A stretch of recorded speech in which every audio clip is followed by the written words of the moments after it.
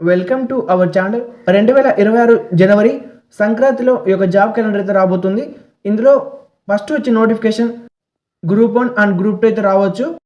Latest updates ప్రకారం విద్యాశాఖకు సంబంధించి 30,000 notification, అలాగే మున్సిపల్ అండ్ పట్టణాభివృద్ధి శాఖకు సంబంధించి 23,000 నుంచి 27,000 దాకా నోటిఫికేషన్ అయితే రావచ్చు. ఈ యొక్క పంచాయత్ రాజ్ శాఖకు సంబంధించి 26,000 పోస్టులు అయితే ఉంటాయి.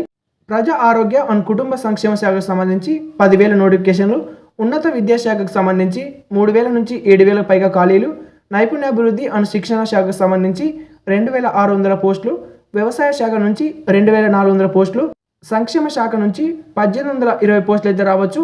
ఇది కేవలం అఫీషియల్ మాత్రమే. సంక్రాంతిలో ఈ యొక్క పూర్తి జాబ్ క్యాలెండర్ అయితే వస్తుంది. మున్సిపల్ పట్టణాభివృద్ధి శాఖకు సంబంధించి గ్రూప్ 2, ఈ యొక్క గ్రూప్ 2లో ఎటువంటి ఇంటర్వ్యూ అయితే కండక్ట్ చేయరు. గ్రూప్ 1లో మాత్రమే ఇంటర్వ్యూ ఉంటుంది. మున్సిపల్ కమిషనర్ గ్రేడ్ 3 అనేది ఏపీపీఎస్సీ గ్రూప్ 2 కేడర్లో ఉన్న అత్యున్నతమైన పోస్ట్. దీనికి సంబంధించిన పూర్తి వివరాలు ఇప్పుడు మీరు తెలుసుకోబోతున్నారు. కాబట్టి వీడియోని చూసే ముందు ఒక లైక్ చేసి ఛానల్కి తప్పక సబ్స్క్రైబ్ చేయండి. ఈ యొక్క పోస్టుకు అర్హులు కావాలంటే ముందుగా మీరు ఏదైనా విద్యా విశ్వవిద్యాలయం నుంచి డిగ్రీ అయితే పొంది ఉండాలి. గ్రాడ్యుయేషన్ కంప్లీట్ చేసిన వాళ్ళు ఈ యొక్క పోస్ట్కి అయితే అప్లై చేసుకోవచ్చు. కనీస వయసు వచ్చేసి 18 సంవత్సరాల నుంచి 42 సంవత్సరాల మధ్యలో ఉన్న వాళ్ళు మాత్రమే ఈ యొక్క నోటిఫికేషన్కి అప్లై చేసుకోగలరు. ఇందులో మీకు ఏజ్ రిలాక్సేషన్ కూడా ఉంటుంది. బీసీ, ఎస్సీ, ఎస్టీ, ఈడబ్ల్యూఎస్ వాళ్ళందరికీ సపరేట్గా ఈ యొక్క ఏజ్ రిలాక్సేషన్ అయితే ప్రొవైడ్ చేస్తారు. మున్సిపల్ కమిషనర్ గ్రేడ్ 3 అనేది పట్టణ పరిపాలనకు సంబంధించిన అత్యంత కీలకమైన పదవి. దీని పనితీరు, బాధ్యతలు మరియు ఎక్కడ పనిచేయాలో ఇప్పుడు మీరు క్లియర్గా తెలుసుకోబోతున్నారు. తెలుసుకోబోయే ముందు వీడియోకి తప్పక లైక్ చేయండి. మున్సిపల్ కమిషనర్లు కేవలం పట్టణ ప్రాంతాలలో మాత్రమే పనిచేస్తారు. మండలం లేదా గ్రామీణ ప్రాంతాలలో వీరు ఉండరు. ఈ యొక్క పనిచేసే ప్రదేశం వచ్చేసి సాధారణంగా పట్టణంలోని మున్సిపల్ ఆఫీస్ అయితే మీ ప్రధాన కార్యాలయం అవుతుంది. మీరు చేయవలసిన బాధ్యతలు వచ్చేసి పట్టణం యొక్క పూర్తి అభివృద్ధి మరియు శుభ్రత మీ పర్యవేక్షణలో ఉంటుంది. మీరు చేయవలసిన ప్రధాన పనులు ఫస్ట్ వచ్చేసి పట్టణ నిర్వహణ. పట్టణంలో రోడ్లు, డ్రైనేజ్ వ్యవస్థ, వీధి దీపాలు మరియు తాగునీటి సరఫరా సక్రమంగా జరిగేలా చూడాలి. రెండవది వచ్చేసి శానిటైజేషన్ అంటే పారిశుద్ధ్యం, చెత్త సేకరణ మరియు పట్టణాన్ని పరిశుభ్రంగా ఉంచడం మీ ప్రధాన బాధ్యత.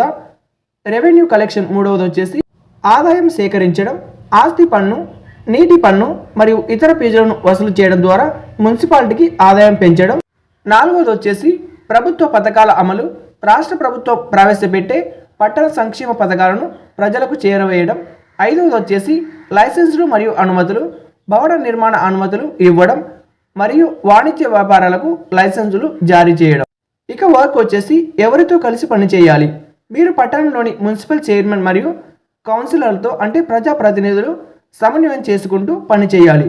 కౌన్సిల్ మీటింగ్లలో పాల్గొని పట్టణ అభివృద్ధికి తీర్మానాలు చేయాలి. మున్సిపల్ సిబ్బందికి శానిటరీ ఇన్స్పెక్టర్, ఇంజనీర్లు, అకౌంటెంట్లు దిశానిర్దేశం చేయాలి. అలాగే మీకు వచ్చే బెనిఫిట్ వచ్చేసి ఒక పట్టణం లేదా నగర పంచాయతీకి మీరే కార్యనిర్వాహక అధికారి. అంటే మీ సంతకంతోనే నిధులు విడుదల మరియు పనులు జరుగుతాయి. అలాగే ప్రజా గుర్తింపు ఉంటుంది. ప్రజల సమస్యలను నేరుగా పరిష్కరించే అవకాశం ఉంటుంది. కాబట్టి మీకు పట్టణంలో మంచి గౌరవం లభిస్తుంది. ఇక మీకు వసతులు వచ్చేసి సాధారణంగా ప్రభుత్వ నివాసం మరియు ప్రయాణానికి ప్రభుత్వం ఒక వాహనం అయితే మీకు కల్పిస్తుంది. మున్సిపల్ కమిషనర్ గ్రేడ్ 3 కోసం ప్రిలిమ్స్, మెయిన్స్ అయితే పాస్ అవ్వాలి. ఎటువంటి ఇంటర్వ్యూ అయితే కండక్ట్ చేయరు. మీకు ప్రిలిమ్స్లో 150 మార్కులకు అయితే కండక్ట్ చేస్తారు. ప్రిలిమ్స్లో మొత్తం 5 భాగాలు ఉంటాయి. ప్రతి భాగం నుండి 30 మార్కులు అయితే వస్తాయి. ఫస్ట్ వచ్చేసి భారతీయ చరిత్ర, ఇండియన్ హిస్టరీ, తర్వాత వచ్చేసి భూగోళ శాస్త్రం అంటే జాగ్రఫీ, మూడవది వచ్చేసి భారతీయ సమాజం, ఇండియన్ సొసైటీ, ఇక నాలుగవది వచ్చేసి కరెంట్ అఫైర్స్. ఇక కరెంట్ అఫైర్స్లో అంతర్జాతీయ, జాతీయ మరియు ఆంధ్రప్రదేశ్ రాష్ట్రానికి సంబంధించిన తాజా పరిమాణాలు, ఇక లేటెస్ట్ అప్డేట్స్ అంటే 2025 లాస్ట్ నుంచి 2026 అప్డేట్స్ వరకు. ఇక నెక్స్ట్ వచ్చేసి mental ability, logical reasoning, number series, coding, decoding మరియు బేసిక్ అర్థమెటిక్. ప్రిలిమ్స్ మార్క్ అనేది కేవలం క్వాలిఫై కోసమే. మెయిన్స్లో ఎటువంటి మార్క్స్ అయితే కలపరు. మెయిన్స్లో వచ్చే మెరిట్ ఆధారంగానే మీకు జాబ్ అయితే వస్తుంది. ఎందుకంటే నెక్స్ట్ ఇంటర్వ్యూ ఉండదు. కేవలం మెయిన్స్లో మెరిట్ ఆధారంగానే మీకు జాబ్ వస్తుంది. ఇందులో పేపర్ 1లో 150 మార్క్స్ అయితే ఉంటాయి. సెక్షన్ ఏ, ఏపీ సామాజిక మరియు సాంస్కృతిక చరిత్ర గురించి 75 మార్కులు అయితే వస్తాయి.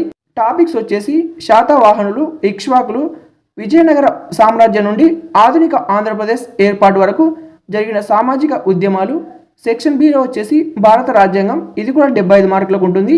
రాజ్యాంగ నిర్మాణం, ప్రాథమిక హక్కులు, ఆదేశిక సూత్రాలు, పార్లమెంట్, న్యాయ వ్యవస్థ మరియు కేంద్ర రాష్ట్ర సంబంధాలు. ఇక పేపర్ 2లో 150 మార్క్స్ అయితే ఉంటాయి. ఇందులో సెక్షన్ ఏకి సంబంధించి భారత మరియు ఏపీ ఆర్థిక వ్యవస్థ 75 మార్కులు, జాతీయ ఆదాయం, బడ్జెట్, నీతి ఆయోగ్, ఏపీ వ్యవసాయం, పరిశ్రమలు మరియు వివిధ సంక్షేమ పథకాలు.